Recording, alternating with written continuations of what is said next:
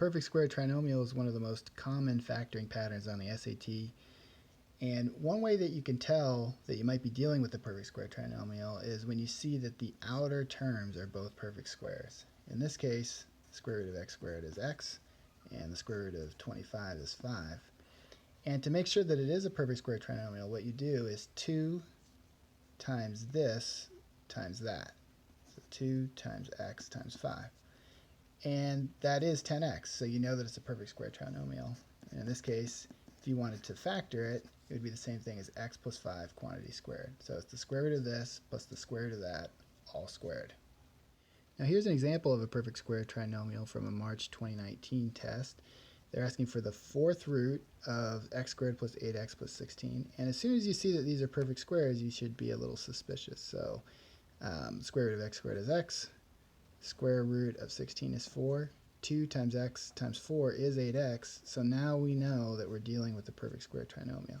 So I'm just going to rewrite this. This is the fourth root of x plus 4 squared. And the fourth root is the same thing as the 1/4 power. So this whole thing is getting raised to the 1/4. Power to a power, you multiply. So that means it's x plus 4 to the 1/2, and that's d. This is a quadratic equation, but it only has one solution.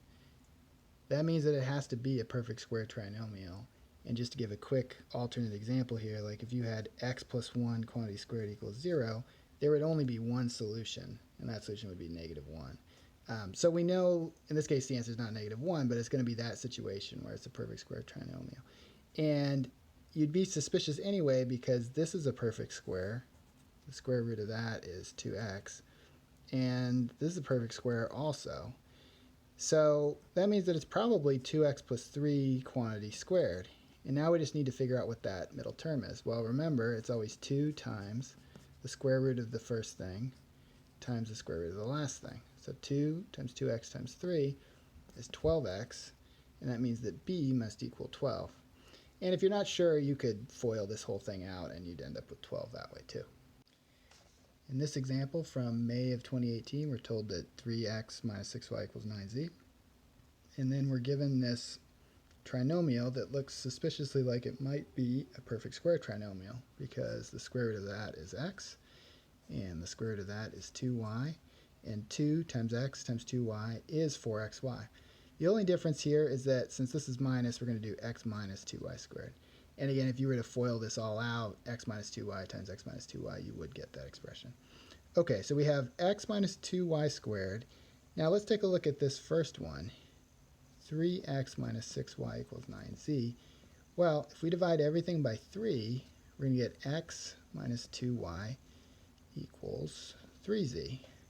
So if x minus 2y is 3z, then I can just replace this with 3z. 3z squared, 3z quantity squared, is 9z squared, so it's c. If you like these videos, please subscribe to the Math Chops YouTube channel. And if you're studying for the SAT or the ACT, you should try out mathchops.com. We've got a free unlimited trial.